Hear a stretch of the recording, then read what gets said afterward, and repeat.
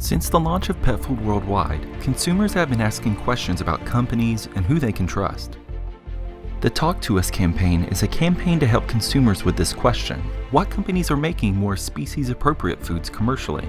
Who are these companies? How are they making their foods? Most often, pet foods are made in total secrecy. It's time to lift that veil.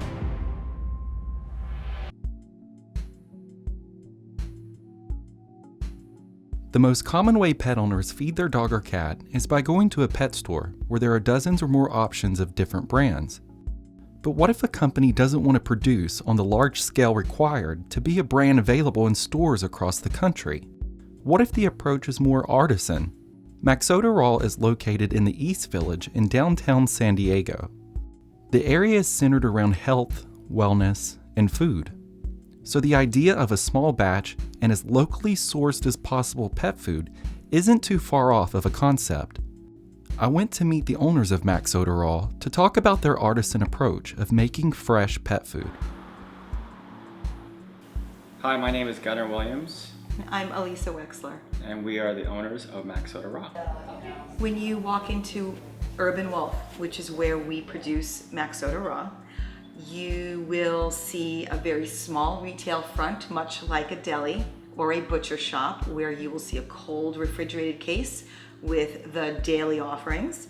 You will see a frozen case where you can buy prepared foods to keep in your freezer and thaw on your own. And immediately you see our open doorway to our open kitchen. So this is our kitchen, and as you can see, this is a standard professional kitchen. It's a one-room kitchen.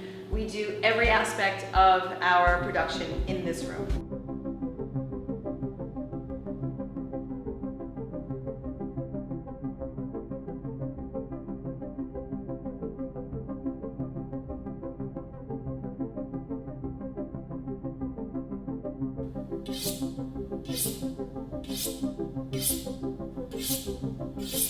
We operate like a restaurant in terms of the size of our kitchen, our safety rules, our sanitary rules. The way we can source every ingredient is much like a chef.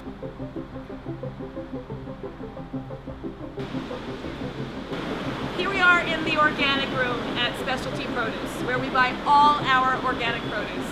Organic Gala apples, California carrots, organic celery, California kale, organic blueberries, as local as possible. So these are from Oregon.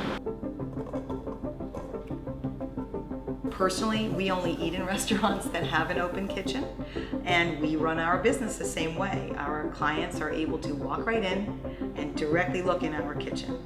There's no door closing it off. You can stand there all day if you like and watch us make the food. When our foods are prepared, Gunnar operates more like a chef. We're not trying to give dogs a human palate. We are treating a species-appropriate recipe with the skills that you would use in a human kitchen. So what we have here is a full intact New Zealand venison neck. So what we do is we break this down through a couple different steps, and then you're left with this beautiful grind.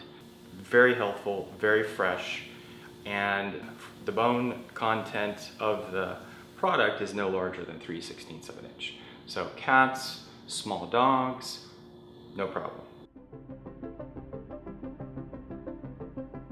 My interest in health and wellness stems from when I was a kid. I just felt that everything you put in your mouth had some sort of effect on your physical being. I wanted to learn as much as possible about nutrition, so I chose nutrition as a major at the University of Arizona. The food channel just started. I wanted to be a professional chef. It seemed like a very cool thing to do. My previous dogs, Max and Dakota, Max developed a skin allergy, and it was such a bad allergy that I couldn't figure out how to clear it up. I was lucky enough to have an integrative vet back then. He introduced the idea of switching my dog Max's diet to raw. We were living right outside of New York City and assumed we would find a local raw provider, and we couldn't find one. We were surprised, but there were none. So we decided to do some research and develop our own food for our dogs. One of the organs that we include in our recipe is liver.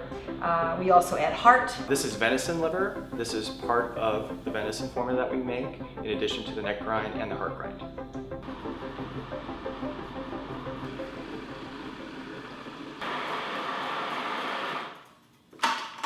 So what we have here are all the fruits and vegetables and micronutrients, which all come from whole food sources, all pureed, ready to be added to our meat grinds.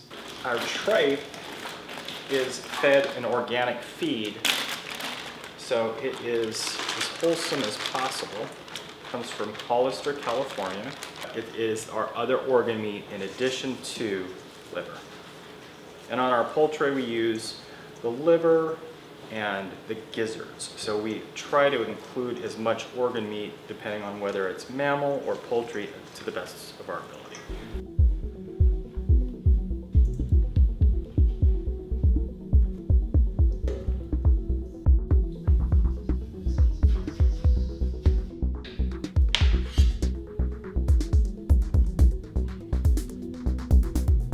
So as you see, there's minimal equipment being used. Everything's whole food nutrition here, and there's no supplements, there's no preservatives. The preservative is freezing it immediately after we make it, and that's it. This is a standard 30-quart mixer. You'll see it in bakeries, pizza places, anywhere where you want a large quantity mixed, and it will hold a 50 to 60 pound batch, and that's it. And that is what we use to mix our batches in its entirety. So the largest a batch ever is 60 pounds.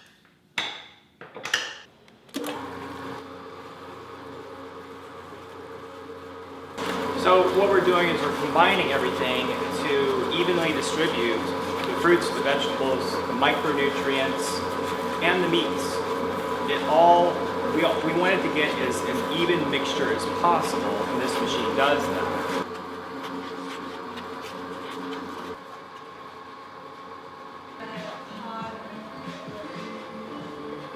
So we keep a recipe checklist for every single batch. Whether I'm making it or Gunnar is making it, we check off every single ingredient that goes in, and it also has a batch number. Every single protein has its own batch number. Every batch has its own batch number. So it correlates between the actual recipe checklist and, let me show you my batch log, where every single batch we make is recorded.